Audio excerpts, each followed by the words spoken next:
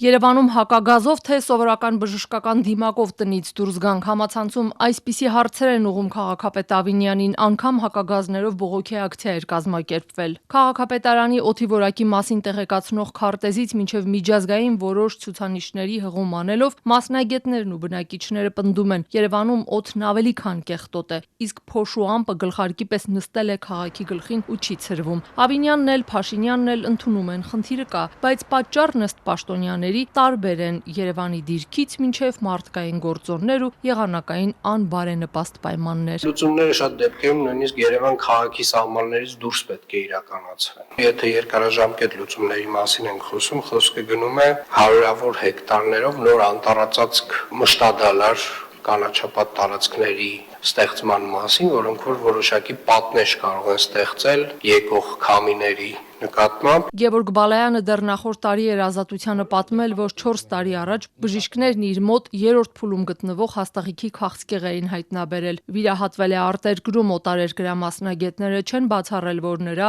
առողջության վատ թարացման վրա ազդել է նաև շրջակա միջավայրը։ Հենց այդպես էլ էպիկրիզում գրել են։ Այդ օրվանից մինչև օրս Գևորգն ու իր ընկերները տներում ու գրասենյակներում տեղադրել են օդը մաքրող եւ որակը ստուգող սարքեր։ Ցուցանիշներն ասում են միշտ են մտահոգիչ, հիմնականում ամռանն ու ձմռանը։ Երբ որ օդը մաքրում եմ, կանաչում է ամեն ինչ, հետո պատրգամբի դուռը բացում եմ 2 րոպե ընդամենը 2 րոպե,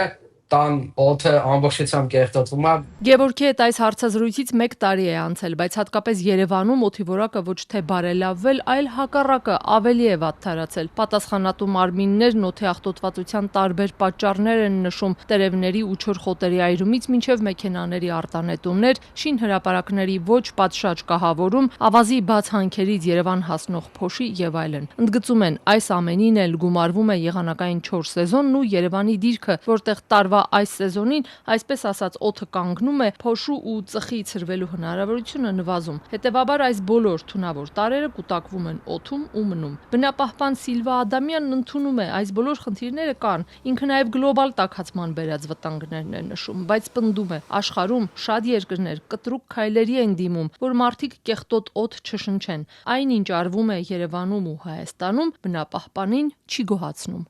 Մարմինները իրենց տեղում չեն, կառավարման հետ է սա կապված։ Եվ սա ստանում է վիճակը, ինչպես տեսակ միջազգային կայքերում ներկայացվեց խնդիրը Երևան քաղաքի օդի,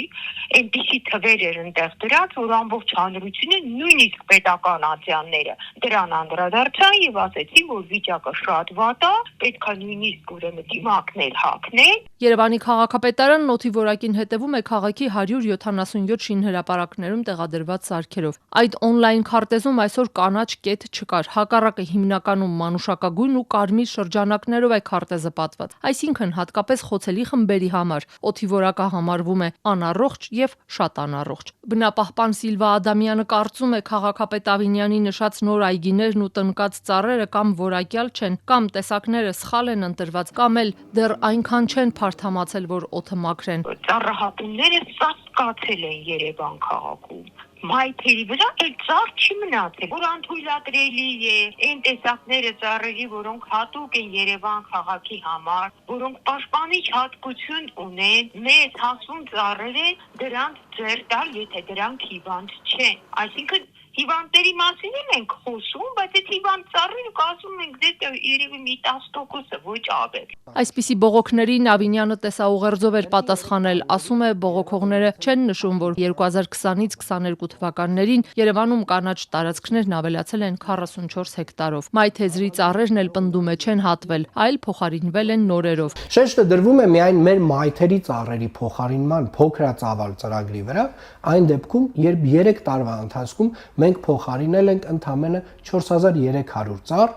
որոնք հիմնականում եղել են չոր, վնասված կամ տապալման վտանգ ունեցող։ Օդի որակը երկրում չափող պետական միակ կառույցը հիդրոօթերևութաբանության եւ մոնիտորինգի կենտրոնը մարզերում չունի կայաններ։ Երևանում էլ ըստ անցած տարի հնչած խոստման պետք է այս տարի արդեն փոշու ամենավտանգավոր մաններ հատիկները չափեր կենտրոնը։ Բայց այսօր ասացին սարքերը նոր են ստացել։ Առայժմ միայն կենտրոնում ու Քանաքեռ Զեյթուն վարչական շրջաններում են գործարկելու, բայց 26 թվականին։